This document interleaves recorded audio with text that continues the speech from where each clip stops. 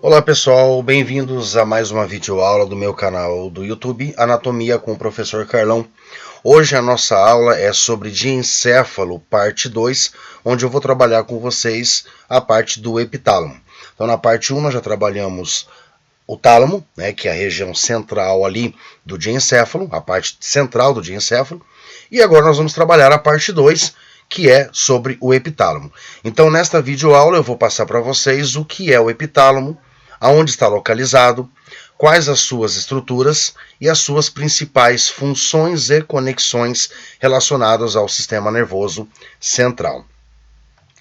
Bom, pessoal, então começando a nossa videoaula, né, então o que seria o epitálamo, ou aonde está, né, localizado aí o nosso epitálamo? Então nesta imagem inferior, nós podemos observar aqui toda a região do diencéfalo, e a parte mais posterior aqui, ó, é o epitálamo, tá ok? Então nós temos aqui no centro o tálamo, que nós já trabalhamos na parte 1. Aqui nós temos o epitálamo, que vamos trabalhar agora nesta videoaula, parte 2, que fica posteriormente aqui no diencéfalo e superiormente ao mesencéfalo. Depois nós temos aqui também o hipotálamo, né, que fica inferior e anterior ao tálamo. E aqui nós temos o subtálamo, que, né, provavelmente nós vamos trabalhar na parte 4 sobre o diencéfalo, né? Hipotálamo será a parte 3 e o subtálamo aqui será a parte 4.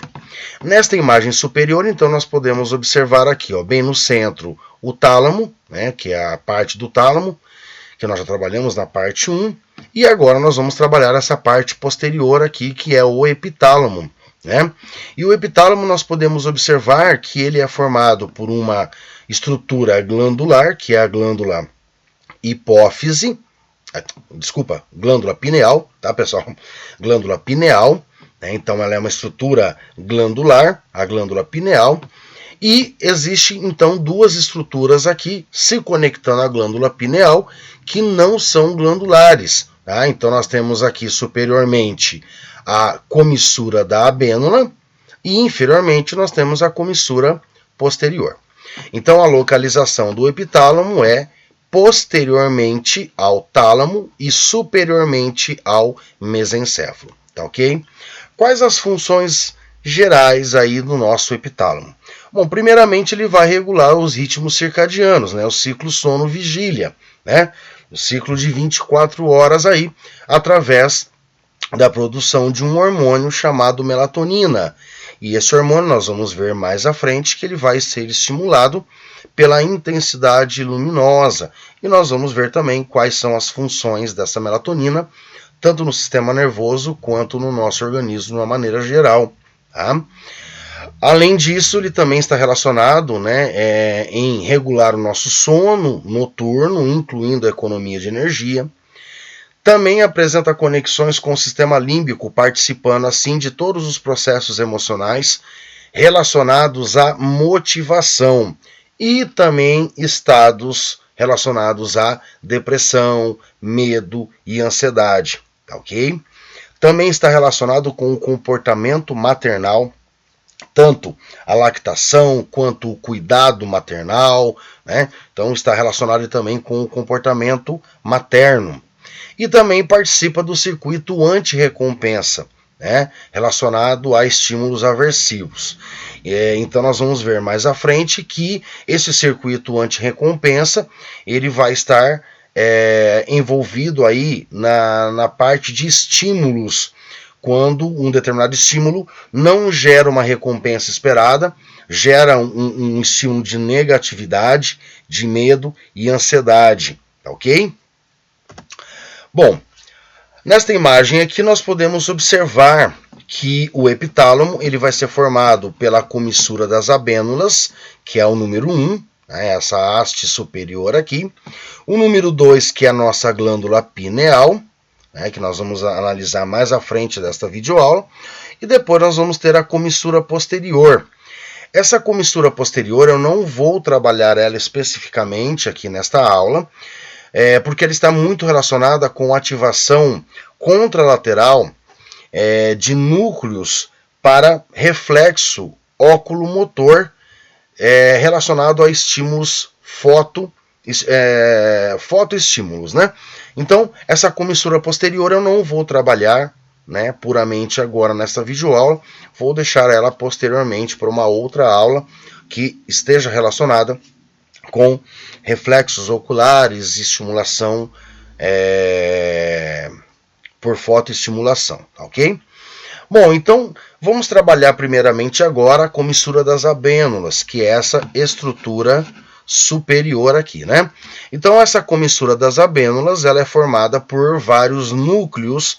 Então nós temos os núcleos abenulares medial e núcleos abenulares lateral, ok? Esta abênula, ou também, né, podemos chamar de núcleos abenulares, eles estão conectados com a glândula pineal, né, posteriormente aqui, e facilitam desta maneira a conexão entre o sistema límbico e a formação reticular. Então, nós vamos entender que esta abênula, ela está relacionada nesta conexão aí, sistema límbico, formação reticular, ou seja, emoções, comportamentos emocionais e ativação da formação reticular, né, do sistema autônomo aí, para a geração desses comportamentos emocionais frente a esses estímulos que geraram essas emoções, ok? Então nós vemos aí que a abênula está relacionada com o medo, né?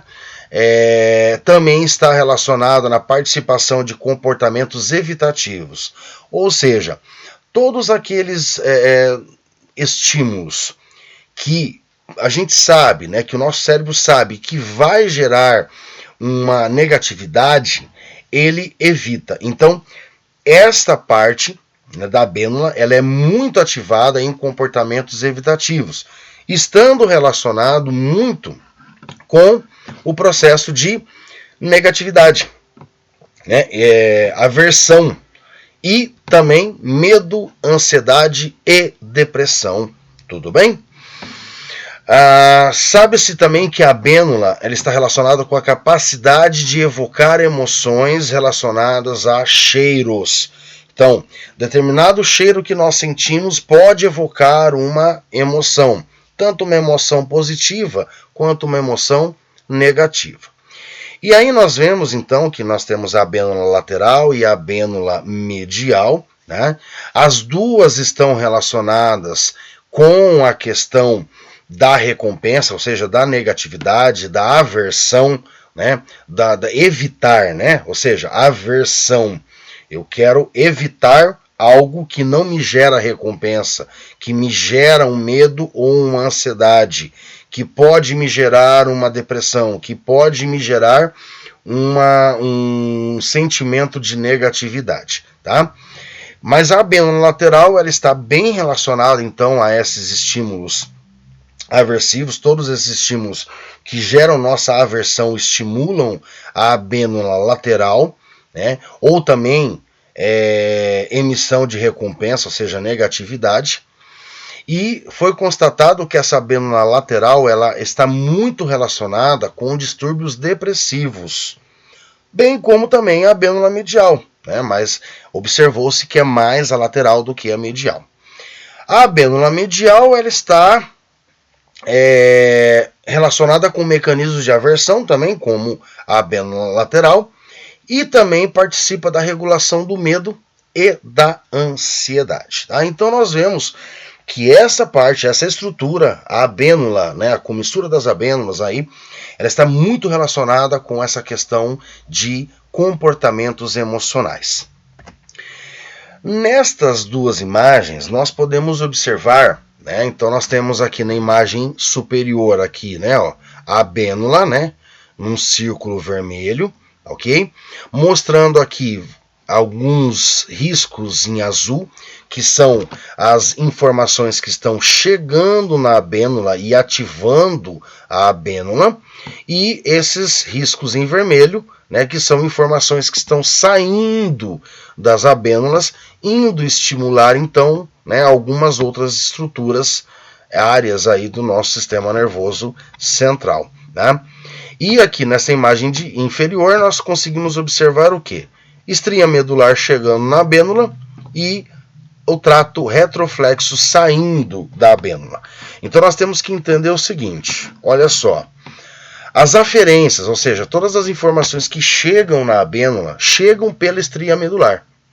E elas vão vir de várias áreas cerebrais, né? Como nós podemos observar aqui, ó, né?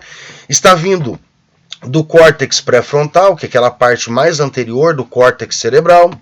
Está vindo do hipotálamo, né? De alguns núcleos aqui do hipotálamo. Vem também da formação reticular e também do próprio sistema límbico, ou seja, do corpo amidaloide, né, que é uma estrutura relacionada com a identificação do perigo, do medo, mas também da identificação de informações positivas, de recompensa, de bem-estar, tá ok? Também recebe, né, informações aqui da área septal, relacionada com comportamentos, análise de comportamento, área, essa área anterior aqui, né, tanto do septo quanto a área septal relacionada com o prazer, tá certo?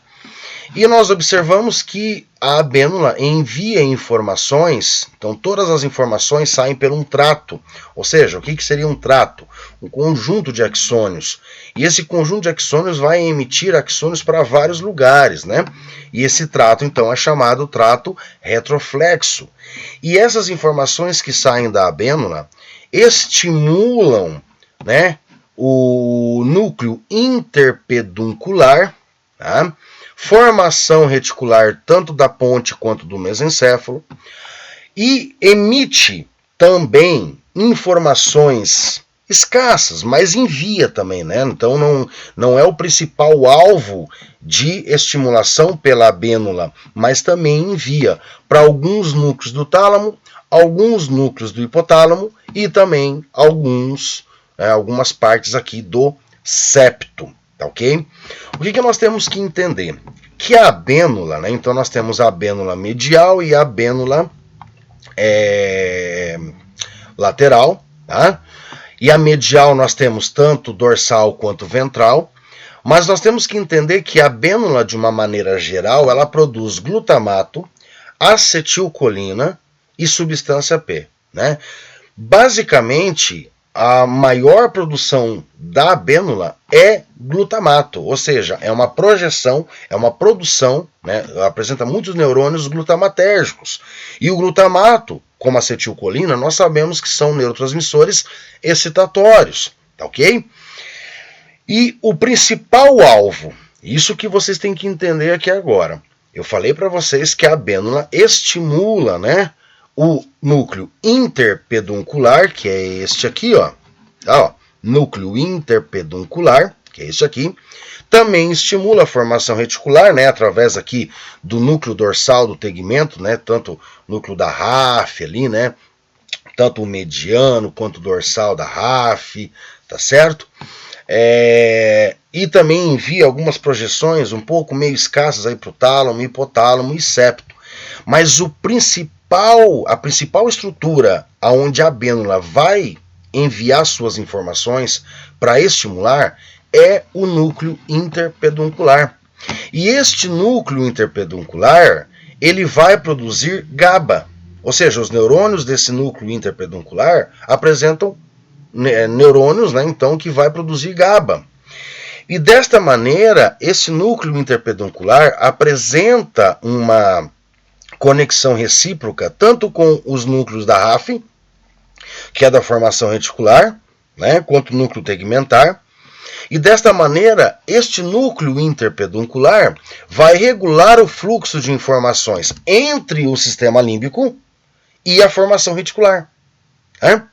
Então, entre o sistema límbico, núcleos da base, hipotálamo, com a formação reticular. Então, desta maneira, o que nós conseguimos entender?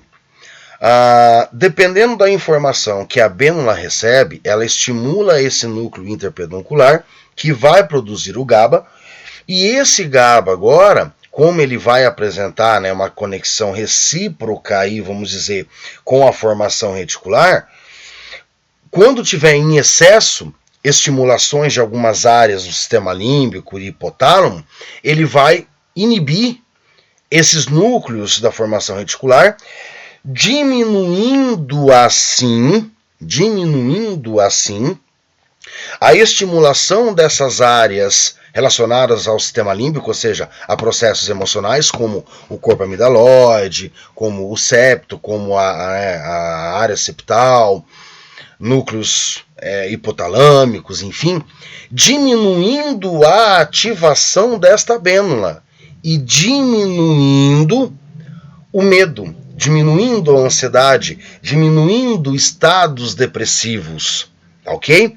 Então, é isso que nós temos que entender de uma maneira geral, que a abênula, né, ou seja, essa abênula, ela vai fazer uma conexão com este núcleo interpeduncular, e esta conexão aqui, com esse núcleo interpeduncular, é que vai regular o fluxo de informações emocionais e hipotalâmicas, que nós temos aí o controle do sistema endócrino, o controle do sistema fisiológico, né, simpático, parasimpático, com a formação reticular, integrando todos os processos cognitivos com os processos emocionais e também sensoriais. Então é muito importante esta abênula aí para os processos, né, emocionais, para o controle de todos esses processos emocionais aí, tá ok? Não sei se eu comentei, né, mas o que acontece? Eu acho que eu não falei, mas eu vou falar. A hiperatividade da abênula lateral está muito relacionada com distúrbios depressivos. Então agora nós vamos conseguir entender isso aqui. Quem que vai estimular a abênula lateral? Nós temos aqui, ó, corpo amidaloide, que está relacionado com a identificação do medo, do perigo. Nós temos aqui o hipotálamo, que recebe informações sensitivas do corpo todo e que podem hiperestimular esta abênula, né? Nós temos informações aqui da área olfatória, então, ou seja, informações de olfato, determinados cheiros podem estimular essa área da abênula lateral, levando à depressão, levando à ansiedade, levando a um medo excessivo, tá ok?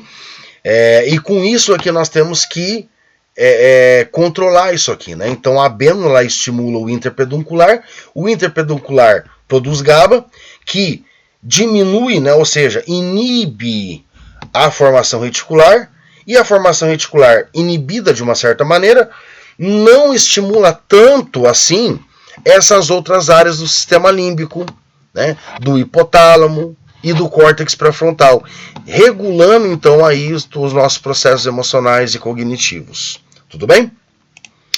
Muito bem, então isso nós falamos sobre a questão da abênula, é isso que é importante vocês entenderem, do seu papel na regulação dos processos emocionais, principalmente ligados com medo, ansiedade e processos depressivos. Tá? Agora nós vamos falar um pouco sobre a glândula pineal. Então nós vimos que a glândula pineal, ela é aquela glândula, né, uma estrutura glandular, né, que fica bem posterior mesmo, aqui na região do epitálamo. E esta glândula pineal, ela tem a função de produzir a melatonina, que é um hormônio indutor do sono, como também produzir endorfinas, ou seja, que são opioides endógenos, né, analgésicos endógenos do nosso organismo, hormônios sexuais e luteinizantes, né, ou seja, relacionados também com comportamentos sexuais e também com o comportamento maternal, né, que é a chave para todo o nosso crescimento e amadurecimento sexual e comportamental, tá certo? Em relação à melatonina, né, que é ali uma das principais hormônios produzidos pela glândula pineal, nós temos que entender que essa melatonina ela vai ser produzida ou não de acordo com a intensidade luminosa. Então, resumindo de uma maneira geral, é mais ou menos assim. Quanto mais entrada de informação luminosa, de intensidade luminosa, menos melatonina vai ser produzida. Ou seja, a luz, de uma maneira geral, bloqueia a produção de melatonina pela glândula pineal. Porém, o contrário, né, o oposto, estimula a produção de melatonina. Então, em que sentido? Menos entrada de luz estimula a glândula pineal, ou seja, os melanócitos que tem lá, os pinealócitos, né, que tem lá dentro, a produzir então a melatonina, tá? Então, como que vai funcionar isso aqui de uma maneira geral? Nós temos aqui a retina que vai receber a entrada de luz. Essa informação luminosa ela vai ser caminhada ali então pelo nervo óptico, levando então o que? Um neurotransmissor chamado glutamato. Quando essa informação de luz entra no hipotálamo, ele vai entrar primeiramente no núcleo chamado supraquiasmático e depois no núcleo paraventricular. E nós temos que entender que o núcleo supraquiasmático, ele é um núcleo constantemente ativo, ou seja, os seus neurônios estão constantemente ativos e constantemente produzindo GABA. Então o que eu tenho que fazer? Eu tenho que estimular este núcleo de uma certa maneira, tá? A produzir então o GABA. Lembrando que o próximo núcleo, que é o paraventricular, ele também é um núcleo constantemente ativo, certo?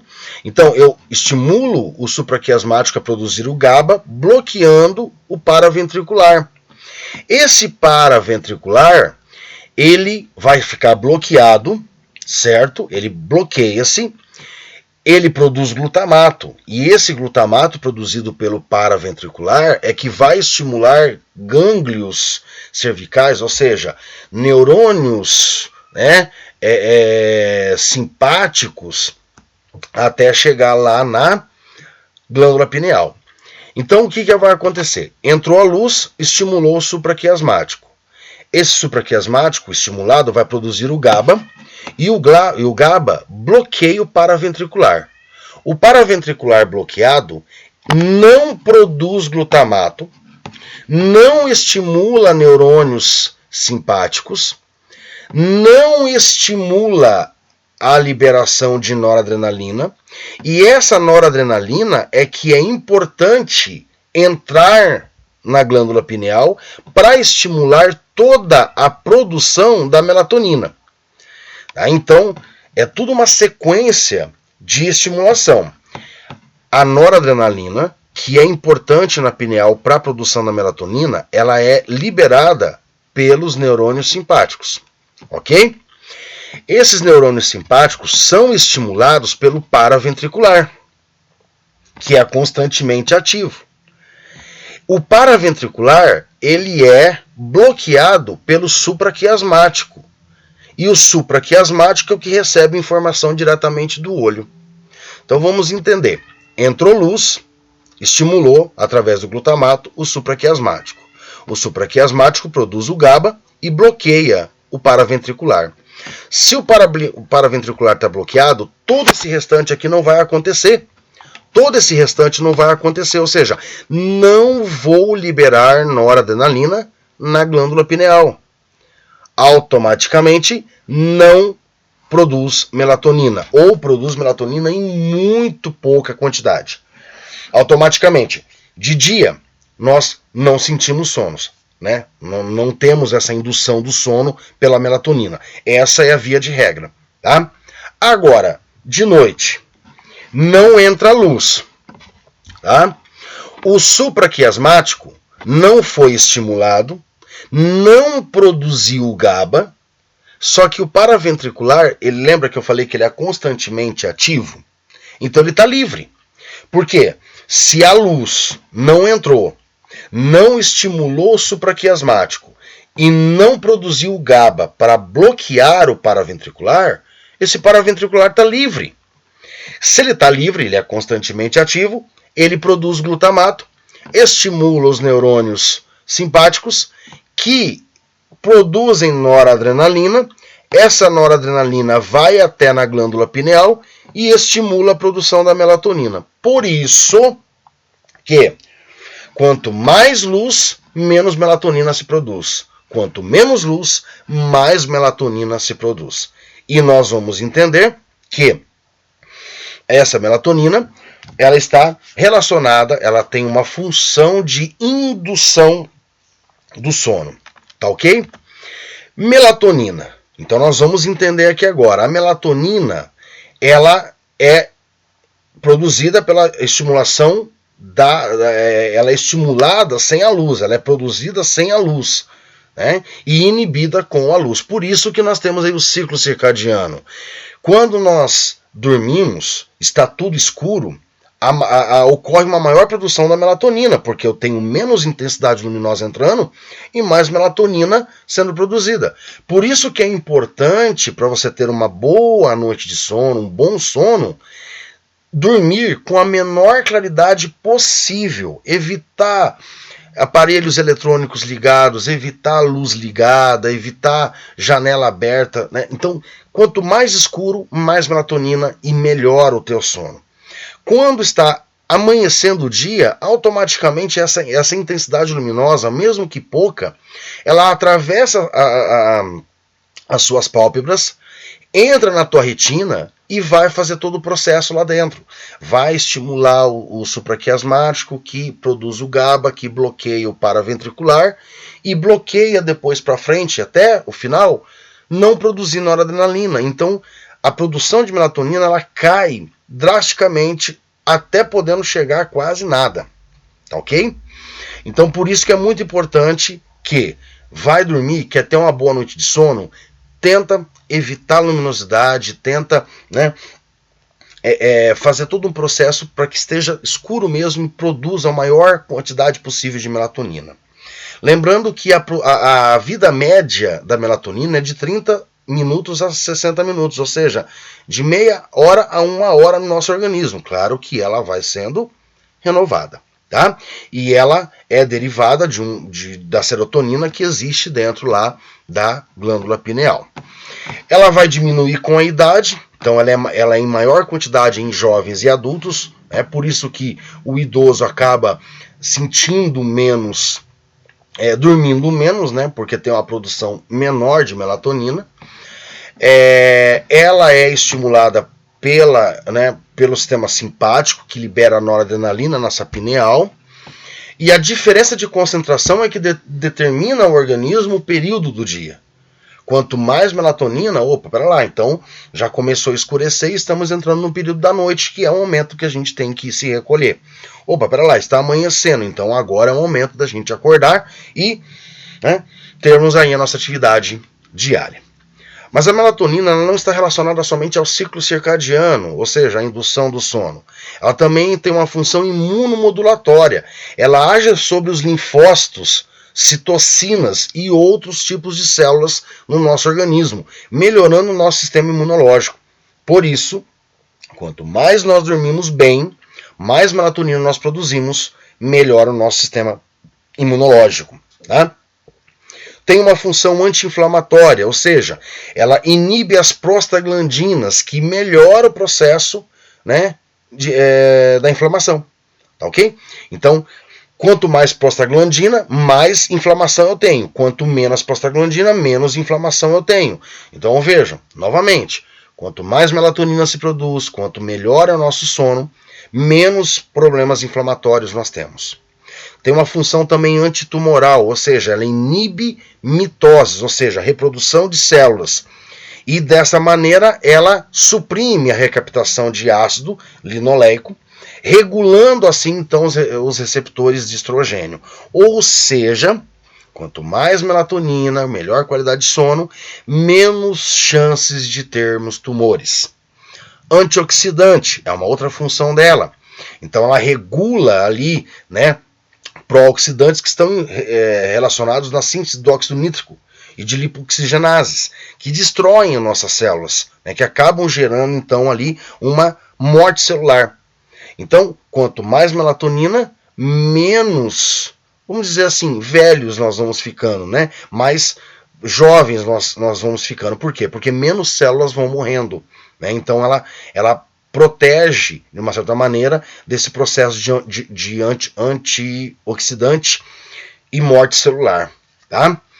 A cronobiológica, né, que é como eu já comentei ali em cima, regula todos os ritmos biológicos aí, e também influencia o hipotálamo, tá? Vou voltar um pouquinho para vocês entenderem. Regula então aqui o hipotálamo, tá? Influencia o hipotálamo na produção de hormônios, né, como luteinizantes, folículo estimulantes e o gonadotróficos, tá? Ou seja, quanto mais melatonina, menos hormônios sexuais eu tenho, né? Estimulantes sexuais eu tenho. Quanto menos melatonina, ou seja, desinibição de GnRH, ou seja, eu começo a ter uma produção melhor, né, maior de hormônios gonadotróficos, né, estimulando aí então todo o processo reprodutivo, tá? Por isso que quanto mais sono, mais melatonina, menos estimulação sexual o animal tem e o ser humano também tem, tá? Quanto menos melatonina, ok? Só que também não é tão bem simples assim. Ah, menos melatonina, então eu vou ficar bastante tempo sem dormir. Só que daí você se priva do sono. Você priva o seu organismo do sono. Aí começa a acontecer o quê? Processos inflamatórios, morte celular, cansaço, diminuição do sistema imunológico e acaba também influenciando aí em toda essa produção sexual. Tá ok, pessoal? Pessoal, então com isso nós chegamos ao final desta nossa aula, parte 2 sobre diencéfalo, falando especificamente sobre o epitálamo, tá ok? Espero que vocês tenham gostado, ela é uma aula bem assim, simples, abrangente, né? Porque nós não vamos entrar em detalhes específicos de funções sobre a glândula pineal ou sobre o epitálamo, né? Como ela tem várias funções aí, né? Para cada assunto nós deveríamos fazer uma aula específica, ok? Mas essa foi uma aula bem geral, que dá para vocês terem uma ideia, né, geral aí, boa, bem legal aí sobre o epitálamo, glândula pineal e a abênula, e também a sua melatonina, né, que é um dos principais hormônios produzidos aí. Espero que vocês tenham gostado, espero que vocês tenham entendido e tenham aproveitado, tenham entendido esta aula aí, ok? Qualquer coisa, pessoal, deixem seus comentários lá na descrição do vídeo, elogios, reclamações, sugestões, que eu estarei respondendo a todos aí. Então agradeço a todos pela participação, né, por assistir essa nossa videoaula aí, mais uma videoaula, e desejo a todos bons estudos, boa aula, bom aprendimento, boa aprendizagem, bom entendimento sobre este conteúdo. Então, um grande abraço a todos, até a próxima videoaula e nos vemos por aí.